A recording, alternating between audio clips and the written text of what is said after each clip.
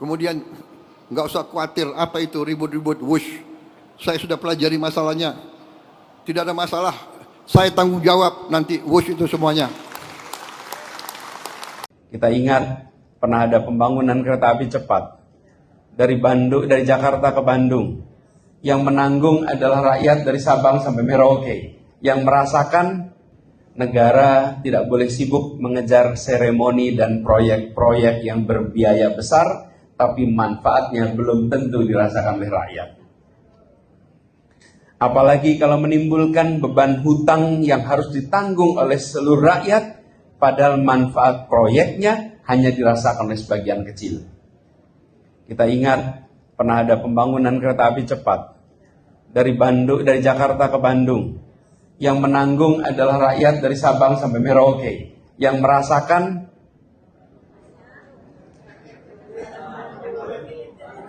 inilah contohnya. Bagaimana ke depan kita harus lebih memastikan program-program yang dibiayai oleh rakyat dirasakan oleh rakyat. Mengapa tersandra? Mengapa tersandra? Mengapa tersandra? Mbak Baby, apa jawabnya? Apa Mbak? Berkasus, bermasalah. Akankah kita mendiamkan orang-orang bermasalah dan berkasus menguasai republik ini? Apakah itu perlu dibiarkan? Tidak. Itulah sebabnya kita mau melakukan perubahan. Dan yang duduk di meja ini sudah berkali-kali mengalami harus diperiksa ini, periksa itu. Hadapi. Kenapa? Insya Allah kita tidak punya masalah. Karena itu kita hadapi siapapun juga yang memberikan tantangan itu. Tanggung jawab Prabowo di proyek WUS, kita tahu kan, agak shock juga kita mendengar Prabowo yang mengatakan sudah jangan ribut soal proyek WUS, nanti saya yang tanggung jawab. What does mean tanggung jawab, ya? Apakah tanggung jawab itu adalah mengambil alih kerugian atau bagaimana? Atau menutup kasus ini agar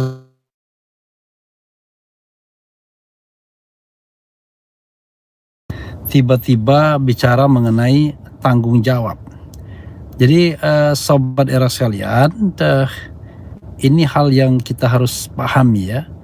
Jadi tanggung jawab itu apa? Apakah tanggung jawab itu berarti case close, tidak usah dilanjutkan kontroversinya, tidak perlu dimintai pertanggungjawaban pihak-pihak yang telah merugikan keuangan negara sampai triliunan? Kalau begitu enak betul. Kalau begitu ini bukan presiden yang baik ya. Ini presiden cuci piring namanya. Kalau seandainya tiba-tiba untuk menutupi suatu skandal yang bernilai triliun, dia bilang saya yang tanggung jawab. Apakah tanggung jawab itu dia mau keluar uang dari kantong sendiri untuk mengganti kerugiannya? Kan nggak mungkin. Karena itu ini menarik perspektif yang disampaikan Dr. Tiva ya, yang saya baru baca dari tweetnya 16 jam yang lalu. Dr. Tiva bilang begini, saya baca pernyataan Presiden Prabowo ini sebagai peringatan keras bagi oknum yang terlibat dalam proyek WUS yang ugal-ugalan, kan begitu. Saya tanggung jawab bukan berarti Presiden mau ambil alih kerugian maupun kemungkinan markup dan korupsi yang terjadi pada proyek WUS ini. Ibarat Presiden jadi pencuci piring kotor yang ditinggal pesta pora para tikus curut kodok rezim kemarin. Luar biasa. Tanggung jawab bukan dengan melindungi kejahatan para penjahat, tetapi tanggung jawab di sini adalah untuk rakyat. Jika rakyat mengalami kerugian akibat kong kali kong rezim sebelumnya, maka Presiden tentu akan tanggung jawab memeriksa, menginvestigasi, menangkap, dan memborgol siapapun oknum yang bermain di proyek WUS dan menghasilkan kerugian bagi rakyat selama puluhan tahun ke depan. Jadi bos termul dan para termul jangan happy dulu kalian ya dengan pernyataan Presiden ini. Tanggung jawab Presiden bukan dengan melindungi para koruptor, tetapi kepada kepentingan rakyat. Betul begitu kan? Ya Pak Presiden Prabowo. Jadi Prabowo tidak usah khawatir, Mus, saya tanggung jawab. Pedas minta tanggung jawab ya. Memang tentu orang akan mempertanyakan apa makna dari tanggung jawab tersebut. Kalau tanggung jawab itu adalah mengambil alih segala kerugian, mengganti rugi itu bisa. Tapi kan jangan lupa, ini bukan uang nenek moyang lo ya kan. Ini uang rakyat. Uang yang digunakan seharusnya untuk sebesar-besarnya kemakmuran rakyat. Kalau dia berbentuk utang ya tetap saja harus digunakan untuk sebesar-besarnya kemakmuran rakyat, bukan untuk menjadi bahan bancaan. Jadi peringatan Dr. Tifa ini menurut saya perlu sebagai penyeimbang pesimisme Said Didu. Karena Said Didu dalam tweetnya mulai menyebut bahwa apa ya dia bilang ya, bahwa langkah Purbaya sepertinya itu dihentikan sendiri oleh Prabowo, karena kita tahu bahwa Purbaya begitu getol ya untuk melawan mafia Wus ini, tetapi kok tiba-tiba apa ya, tiba-tiba kok kurang gitu ya. Mana ya Muhammad Said Didu, rupanya dia oke. Yang proyek Wus itu, jadi dia anggap ini namanya menutup enggak, saya pikir tidak begitu ya. Karena bagaimanapun kalau kita bicara tentang yang namanya responsibilitas ya, kita harus ini kembali kepada ini tanggung jawab bahwa siapa yang melakukan korupsi, tindak pidana dan lain sebagainya ya harus diproses. Tidak bisa seenaknya kemudian ya, sekali lagi ya, perspektif yang justru berbeda dari Dr. Tifa ini ya. Jadi untuk pengimbang pesimisme Said Didu, karena kita tahu Menteri Keuangan Purbaya kan ogah dia membayar kereta cepat Wus ini. Karena dari awal saya pernah sempat membaca perpresnya ya. Saya tuh lupa perpres itu tahun 2015 atau 2014. Tapi yang jelas perpresnya mengatakan bahwa itu harus business to business, B2B. Itulah yang menyebabkan kenapa kemudian konsorsium China yang dipilih ketimbang Jepang, karena Jepang mengandalkan government garanti, yaitu jaminan pemerintah. Nah, sementara tidak demikian halnya dengan China. China mengatakan business to business.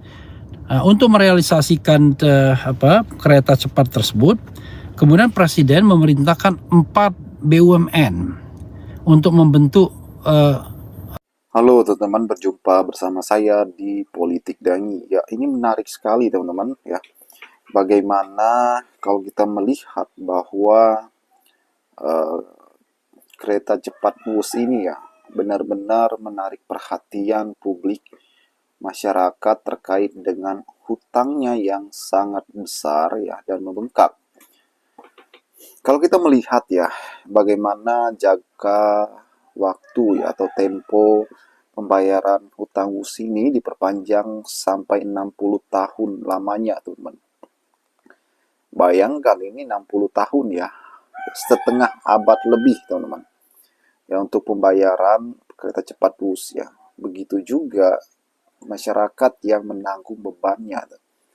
Kenapa masyarakat yang menanggung bebannya? Ya ini dilihat dari segi ekonomi. Bagaimana nantinya pajak akan selalu naik ya. 60 tahun itu bukan waktu yang sebentar teman-teman. Bayangkan dari misalnya ada anak bayi yang baru lahir ya, sudah menanggung hutang kereta Wus sampai kakek-kakek umur 60 tahun ya. Dan ini kan sebuah ironi yang sangat luar biasa ya kan. Dan kemudian bagaimana seharusnya yang membayar itu adalah swasta ya, Danantara teman-teman. Inilah yang sangat luar biasa, padahal Pak Purbaya sudah menolak bahwa APBN ya atau Menteri Keuangan tidak mau membayar kereta cepat Wus ini. Yang membayarnya adalah Danantara yang dibangga-banggakan oleh pemerintahan ya. Kemudian polemik ini sangat menarik perhatian Prabowo Subianto, sehingga Prabowo seolah-olah pahlawan yang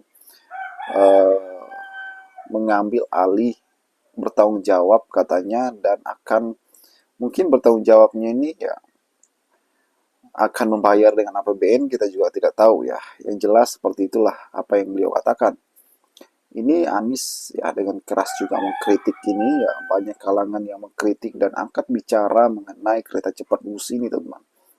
Bagaimana tindakan Prabowo dianggap sudah kelewatan yang seharusnya ya, walaupun Prabowo presiden ya bukan berarti Prabowo yang bertanggung jawab dengan hal ini ya.